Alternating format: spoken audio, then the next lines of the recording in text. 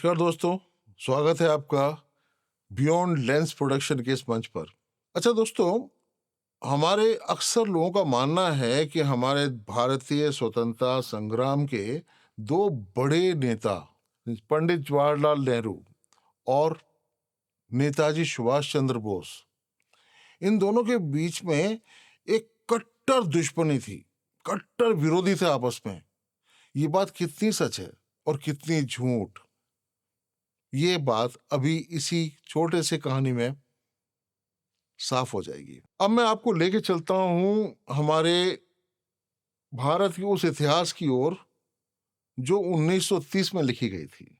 भारत का इतिहास सिर्फ आजादी की लड़ाई नहीं थी, उन रिश्तों की कहानी भी थी जो विचारों के मतभेद के बावजूद देश के लिए एकजुट खड़े हुए।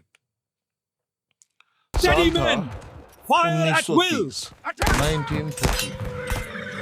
ब्रिटिश हुकूमत का अत्याचार चरम पर था। स्वतंत्रता आंदोलन की हर आवाज दबाई जाती थी और इसी बीच सुभाष चंद्र बोस यानी नेताजी पर सरकार ने, ब्रिटिश हुकूमत ने एक गंभीर मुकदमा ठोक दिया। इरादा साफ था, एक स्वतंत्रता सेनानी, एक उभरती हुई आवाज को दबा देना, बुझा देना। तब इतिहास ने एक अनोखा मोड़ लिया, एक ऐसा मोड़ जिसकी चर्चा आज बहुत कम होती है। पंडित जवाहरलाल नेहरू एक बैरिस्टर तो थे और साथ में एक युवा राजनीतिक नेता भी थे। खुद पेश हुए नेताजी की तरफ से अदालत में।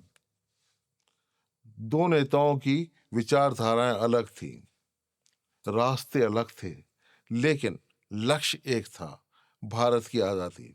और दोस्तों, आपको सुन के बड़ा अजीब लगेगा कि ब्रिटिश हुकूमत से उन्होंने नेताजी को बहुत हद तक बरी भी करा दिया था।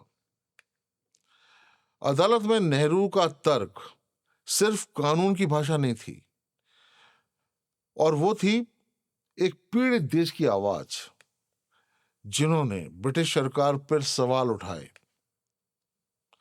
दमन की नीतियों को चुनौती दी और साफ कर दिया नेताजी सुभाष चंद्र बोस कोई अपराधी नहीं है, बल्कि करोड़ों भारतीयों की उम्मीद है।